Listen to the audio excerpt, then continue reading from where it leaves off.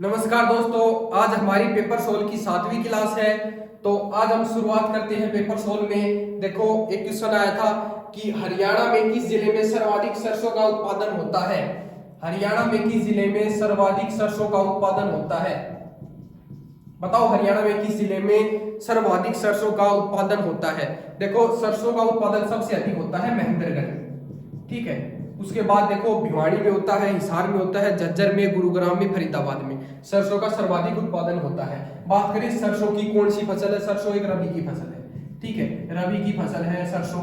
बात करें सरसों में रबी, देखो रबी की फसल की बात करें तो देखो, एक तो हो गई सरसों, चना, गेहूं और जौ।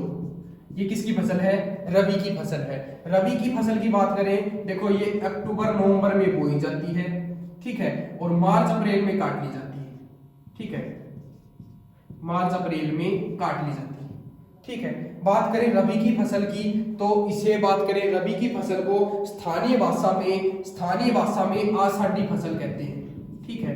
स्थानीय भाषा में रबी की फसल को आषाढ़ी फसल कहते हैं, ठीक है। उसके बाद देखो, अगर बात करें रबी की फसल के बाद देखो खरीफ की फसल की बात करें। खरीफ की फसल कौन सी है, देखो खरीफ की फसल है वो है बाजरा, चावल, ज्वार, मक्का, गन्ना।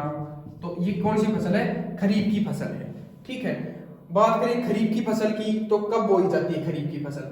खरीफ की फसल बोई जाती है जून जुलाई में, ठीक है, जून जुलाई में बोई जाती है खरीफ की फसल, और सितंबर अक्टूबर में काट ली जाती है। सितंबर अक्टूबर में ये काट ली जाती है। और देखो, सितंबर अक्टूबर में काट ली जाती है, इसे सावनी फसल कहते हैं खरीफ की फसल को, ठीक है। बात करें रबी की फसल, देखो कटाई के बाद और खरीफ की फसल की बुआई से पहले तो कौन सी फसल बोई जाती है। एक फसल है जायद की फसल, ठीक है, जायद की फसल बोई जाती है। इसे जायद फसल को इसे चारा फसल भी कहते हैं, ठीक है, जायद की फसल को चारा फसल भी कहते हैं। इसमें बात करें तो जैसे खीरा, ककड़ी, तरबूज, खरबूज है वो जायद की फसल में आते हैं।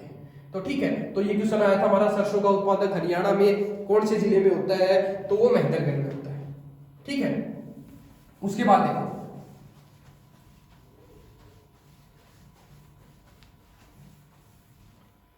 देखो एक क्वेश्चन आया था कि हरियाणा राज्य में भिवानी टेक्सटाइल मिल की स्थापना। हरियाणा राज्य में जो भिवानी में टेक्सटाइल मिल है, जो मिल है उसकी स्थापना कब हुई थी। भिवानी टेक्सटाइल मिल की स्थापना कब हुई थी, 1937 में हुई थी, ठीक है। भिवानी टेक्सटाइल मिल है, ये यहाँ पर क्या होता है, कपड़ा और धागे बनते हैं, कपड़ा और धागे बनते हैं। 1937 में स्थापना हुई थी जो भिवानी टेक्सटाइल मिल की। कपड़ा तथा धागे के निर्माण में भिवानी टेक्सटाइल मिल का महत्वपूर्ण स्थान है। भिवानी टेक्सटाइल मिल का महत्वपूर्ण स्थान है कपड़ा और धागे के अंदर, ठीक है। इसका अगर देखो भारत में तो बात करें, इस जो तैयार माल है भारत के अलावा, देखो भारत में तो भिवानी टेक्सटाइल मिल से जो कपड़ा और धागे उत्पादन होते हैं, भारत के अलावा अनेक देशों में भी उत्पादन होता है, जैसे बांग्लादेश हो गया, ठीक है, और तुर्की हो गया, और आदि देशों में निर्यात होता है। निर्यात का क्या होता है, निर्यात का मतलब होता है बेचना, आयात का मतलब होता है खरीदना। तो अनेक देशों में भी निर्यात होते हैं, ठीक है। भिवानी जो टेक्सटाइल मिल है इसमें कपड़ा और धागे के अंदर बहुत महत्वपूर्ण स्थान है इनका। भिवानी टेक्सटाइल मिल का महत्वपूर्ण स्थान रखती है ये, ठीक है। तो इसकी स्थापना कब हुई थी, भिवानी टेक्सटाइल मिल की 1937 में स्थापना हुई थी। भिवानी जो टेक्सटाइल मिल है इसकी स्थापना हुई थी, ठीक है। उसके बाद देखो एक क्वेश्चन आया था, स्वतंत्र सेनानी लाला लाजपत राय। देखो लाला लाजपत राय की बात कर रहे हैं, स्वतंत्र सेनानी है लाला लाजपत राय। लाला लाजपत राय कौन से जिले से हैं, देखो लाला लाजपत राय है, इनकी कर्म भूमि की बात करें, इनकी कर्म भूमि कौन सी है, देखो आपको सभी को पता है, हिसार इनकी कर्म भूमि है, ठीक है, हिसार इनकी कर्म भूमि है। बात करें लाला लाजपत राय, देखो 1886 में आर्य समाज की शाखा लेकर आए थे, ठीक है, आर्य समाज की शाखा लेकर आए थे, आर्य समाज की शाखा, ठीक है, 1886 में। बात करें लाला लाजपत राय की बात कर रहे हैं, हिसार में आर्य समाज की शाखा स्थापित की थी। और देखो आर्य समाज की शाखा स्थापित करने के बाद देखो इन्होंने बात करें यहाँ पर हिसार में, देखो हिसार में स्थापित की थी, हिसार में है नागौरी गेट, हिसार में देखो 4 गेट है। कौन कौन से गेट है? नागौरी गेट, दिल्ली गेट, मोरी गेट और तलाकी गेट। 4 गेट है हिसार में, ठीक है। हिसार में नागौरी गेट में आर्य समाज का मंदिर बनवाया है नागौरी गेट में हिसार में। किन्होंने बनवाया है? लाला लाजपत राय ने बनवाया है। 1886 में आर्य समाज की शाखा हिसार में लेकर आए थे लाला लाजपत राय, ठीक है। उसके बाद देखो 1887 में बात करें कांग्रेस की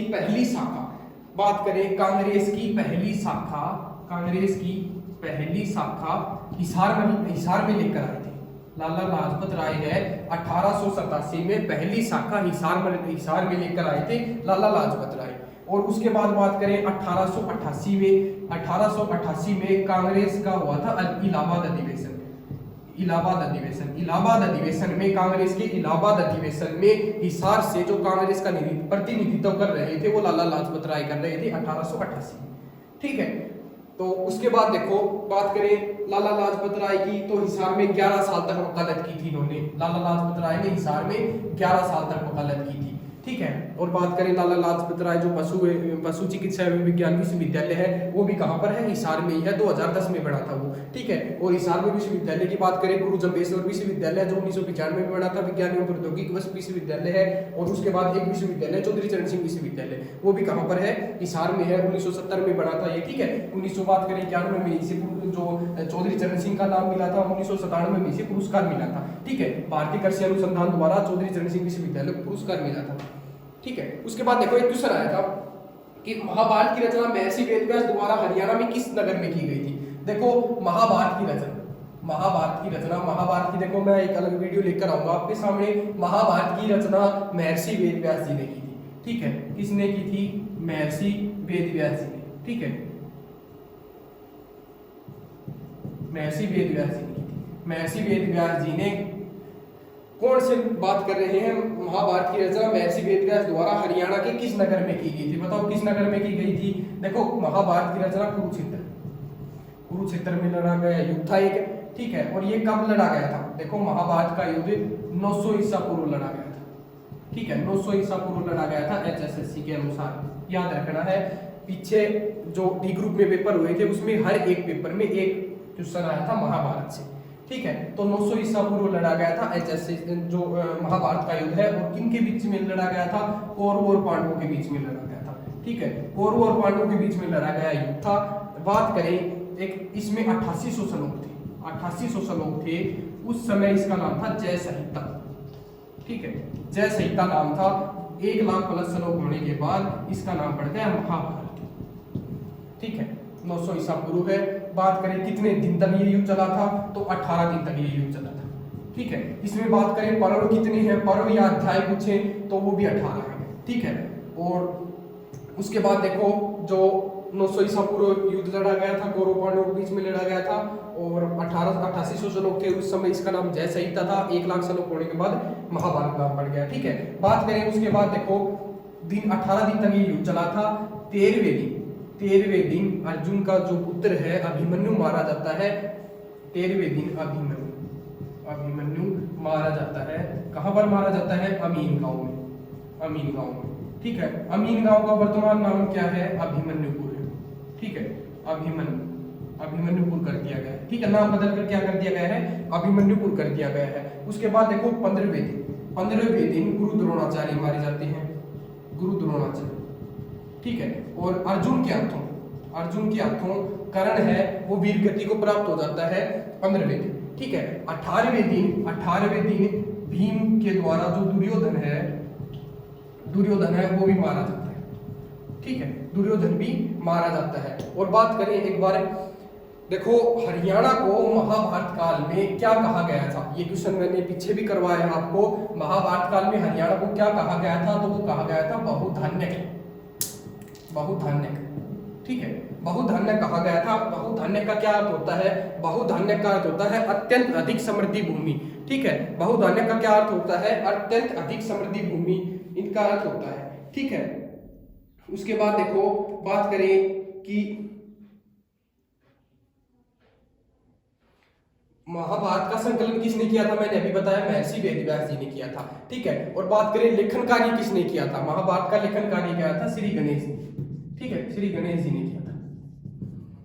तो महाभारत की एक अलग से क्लास लेकर आएंगे, उसमें कंप्लीट डिटेल वाइज करवाएंगे। उसके बाद देखो एक क्वेश्चन कौन सा है,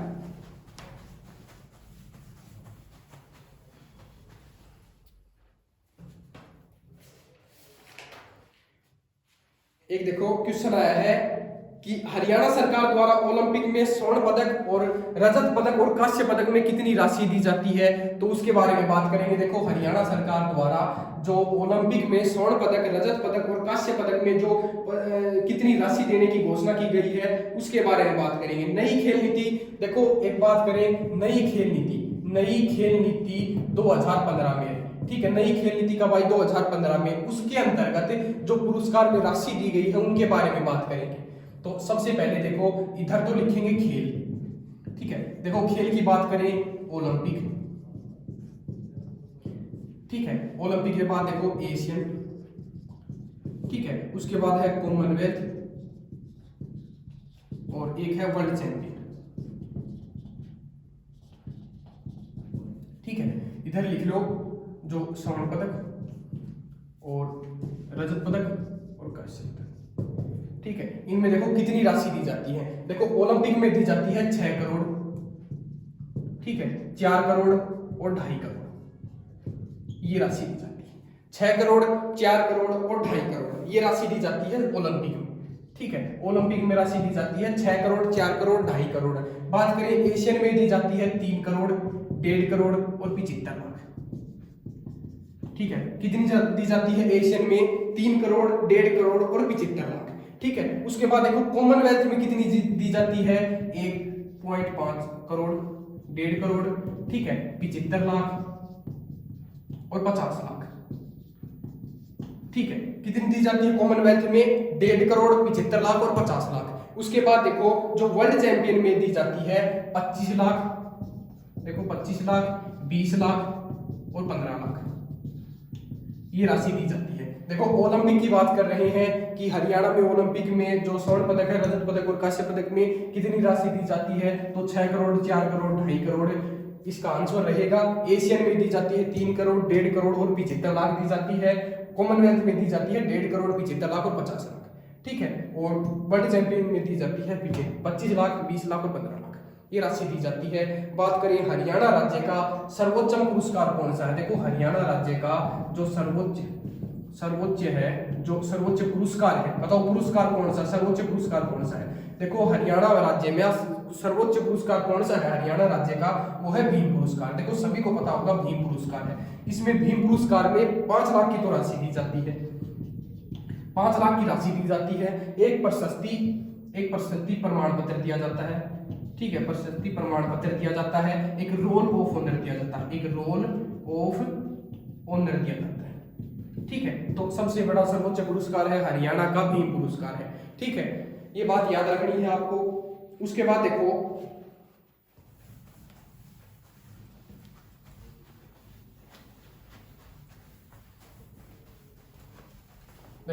एक क्वेश्चन आया है, हरियाणा में कौन से शहर को मिलीनियर सिटी जो कहा जाता है। देखो मिलीनियर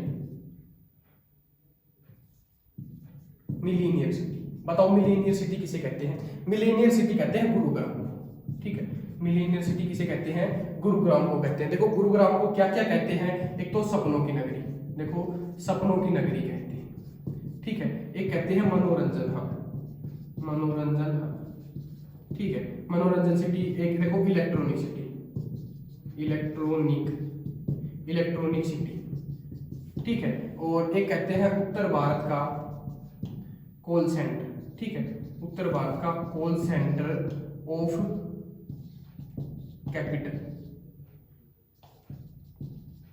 ठीक है, उत्तर भारत का कॉल सेंटर ऑफ कैपिटल कहते हैं, इलेक्ट्रॉनिक सिटी कहते हैं, ठीक है, एक मनोरंजन हब कहते हैं, साइबर सिटी कहते हैं, ठीक है, एक क्या कहते हैं इसे, साइबर सिटी।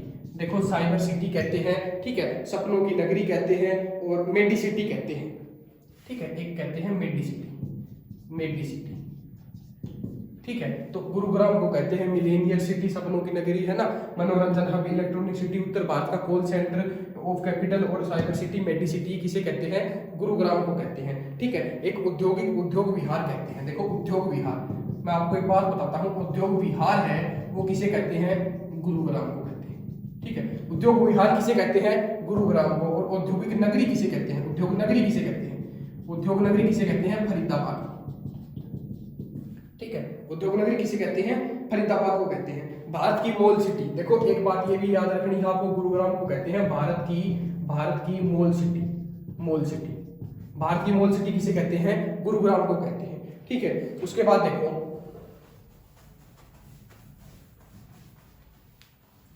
देखो एक क्वेश्चन आया था कि हरियाणा का कितना क्षेत्रफल एनसीआर के अंतर्गत आता है। देखो हरियाणा का कितना क्षेत्रफल एनसीआर के अंदर आता है, एनसीआर के अंदर। देखो एनसीआर के अंदर कितना आता है, 57% आता है। हरियाणा का क्षेत्रफल जो एनसीआर के अंदर कितना क्षेत्रफल आता है, 57% आता है। और कितने जिले आते हैं, तो ये याद रखना है 14 जिले आते हैं। ठीक है, एनसीआर के अंदर कितने जिले आते हैं, 14 जिले आते हैं। ठीक है, तो वैसे बात करके हरियाणा का कितना क्षेत्रफल है, मेरे को ऐसे बताओ आप। 44,212 वर्ग किलोमीटर है। ठीक है, वर्ग किलोमीटर है 44,212। अगर बात करें भारत का क्षेत्रफल कितना है, भारत का क्षेत्रफल तो आपको पता होना चाहिए 32,263 वर्ग किलोमीटर है।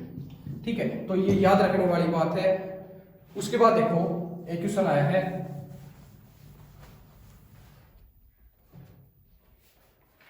हरियाणा में राष्ट्रपति शासन। देखो एक क्वेश्चन आया है, हरियाणा में राष्ट्रपति शासन।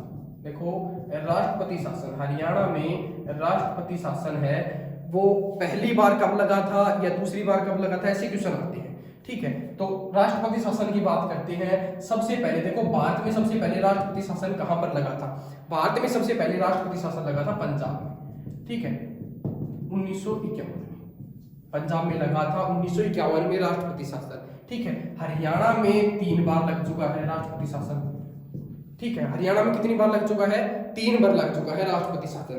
एक बात करें, नोट याद रखना एक बात, राज्य में राष्ट्रपति शासन, देखो राज्य में जो राष्ट्रपति शासन है वो अनुच्छेद, देखो एक्ट नंबर अनुच्छेद 356 के तहत लगाया जाता है। और 2 महीने के अंदर जो संसद में पारित होना चाहिए। ठीक है, 2 महीने के अंदर संसद में पारित करवाना पड़ता है जो राष्ट्रपति शासन लगता है।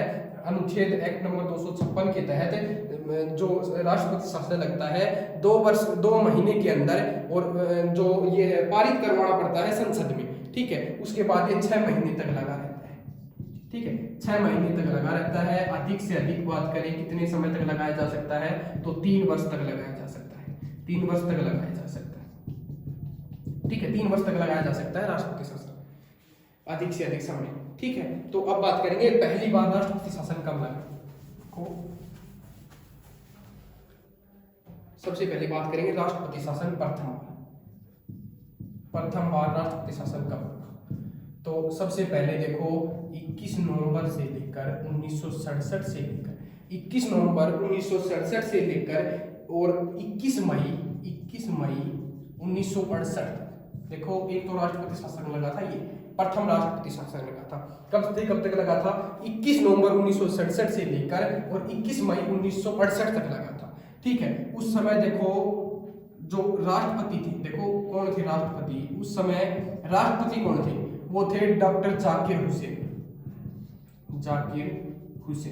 उस समय देखो राष्ट्रपति कौन थे, डॉक्टर जाकिर हुसैन थे।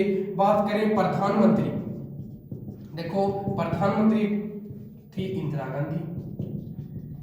ठीक है, बात करें उस समय मुख्यमंत्री कौन थे, तो उस समय मुख्यमंत्री थे वो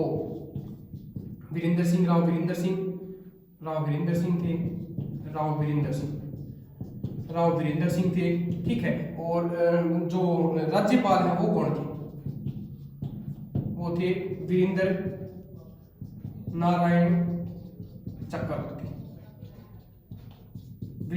चक्रवर्ती थे। देखो राष्ट्रपति शासन प्रथम बार जब लगा तो उस समय राष्ट्रपति थे डॉक्टर जाकिर हुसैन, प्रधानमंत्री थी इंदिरा गांधी, और जो मुख्यमंत्री थे वो राव वीरेंद्र सिंह थे। और ठीक है, और राज्यपाल थे वीरेंद्र नारायण चक्रवर्ती। ठीक है, उसके बाद देखो दूसरा जो राष्ट्रपति शासन लगा था, देखो दूसरा राष्ट्रपति शासन लगा था कब से कब तक लगा था, 30 अप्रैल से लेकर, देखो दूसरा राष्ट्रपति शासन लगा था 30 अप्रैल 1977 से लेकर और 20 20 जून 1977 तक, ठीक है। 30 अप्रैल 1977 से लेकर 20 जून 1977 तक, ठीक है। उसके बाद देखो उस समय ऐसे बताओ मेरे को, राष्ट्रपति कौन था उस समय? राष्ट्रपति उस समय राष्ट्रपति कौन था जब दूसरा राष्ट्रपति शासन लगा? उस समय राष्ट्रपति कौन था? बीडी, उस समय था बीडी जत्री, बीडी जत्री थे, ठीक है राष्ट्रपति।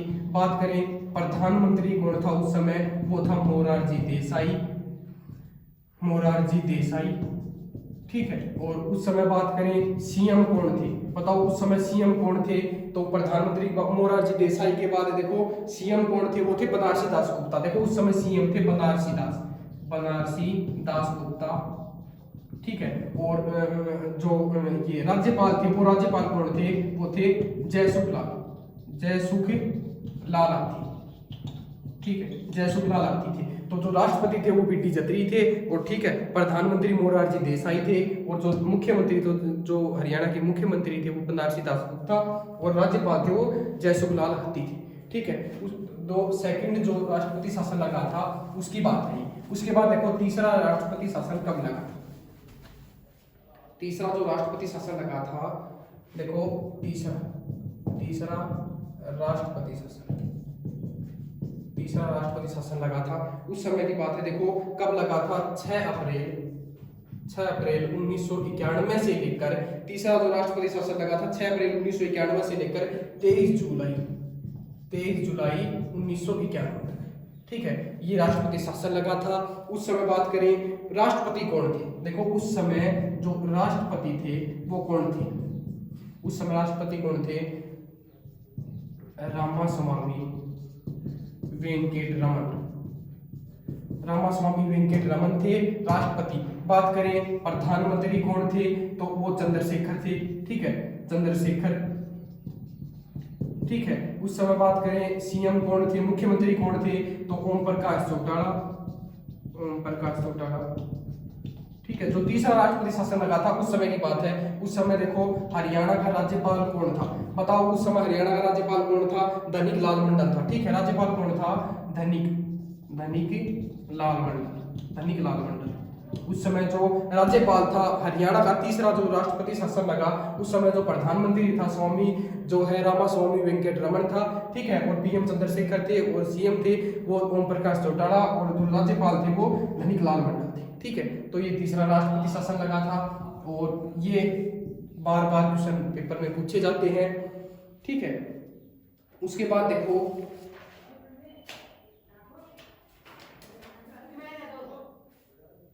जो हमारी क्लास है आज की वो समाप्त होती है। धन्यवाद।